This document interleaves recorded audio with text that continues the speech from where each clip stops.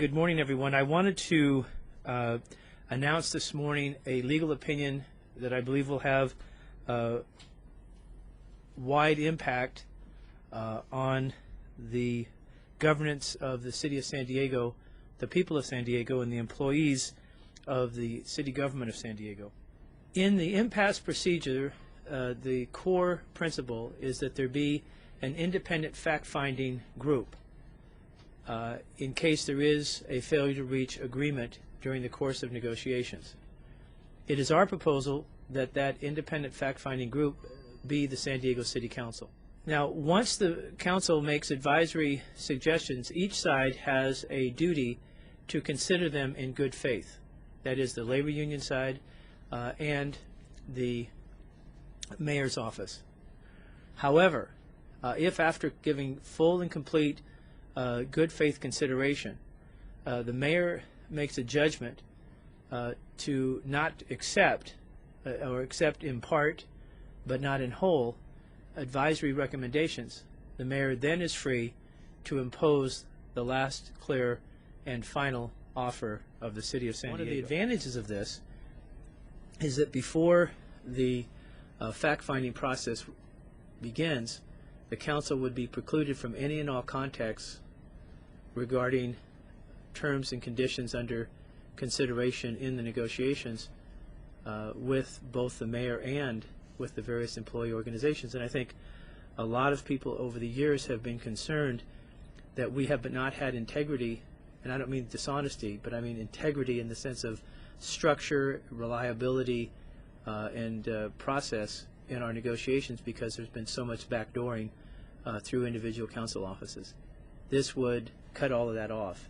And I think in many ways it would make it much easier for the unions because they would have a single city official to talk with and to discuss their proposals with. And we think that that is what voters intended when they adopted the strong mayor form of government. The mayor, in terms of setting the wages, hours, and conditions of employment, that's a management function. Here's the advantages. First of all, there's real negotiations between a single party at the city, no backdooring, and the mayor can exercise full executive and managerial authority to protect the interests of the people of San Diego. I think it's what's in the best interest of the city. I think it's what the voters intended. I think that it keeps them involved in the process. And what it does is it makes an important reform, which is, and I think council members, some of them would candidly tell you that it really has been inappropriate, the kind of backdooring that's taken place where labor officials circumvent the official negotiators for the city and direct deal with council members, behind closed doors, as what happened with MP2, for example.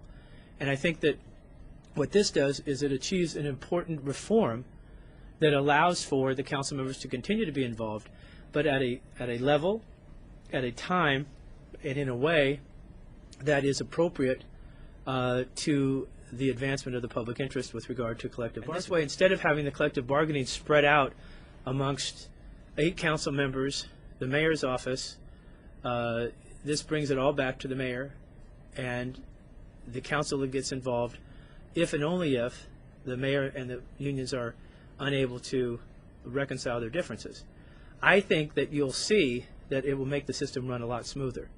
I'm urging all the parties. The mayor obviously is not going to be happy about the council members, well, maybe not necessarily happy about the council members playing the role of the independent fact finder.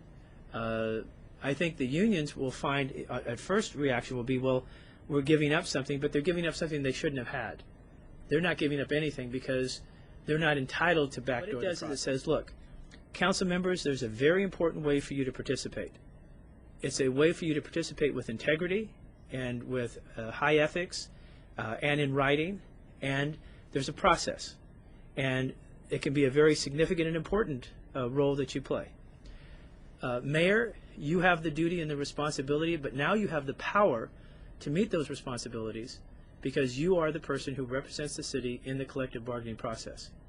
Labor unions, you have the ability to sit down with the mayor and negotiate in good faith If you reach impasse, then you then can take your case to council members who in the past have shown sympathy with you, and you can attempt to persuade them on the record, in public, not behind closed doors, not based upon promises of political support or campaign contributions, but based on the merits.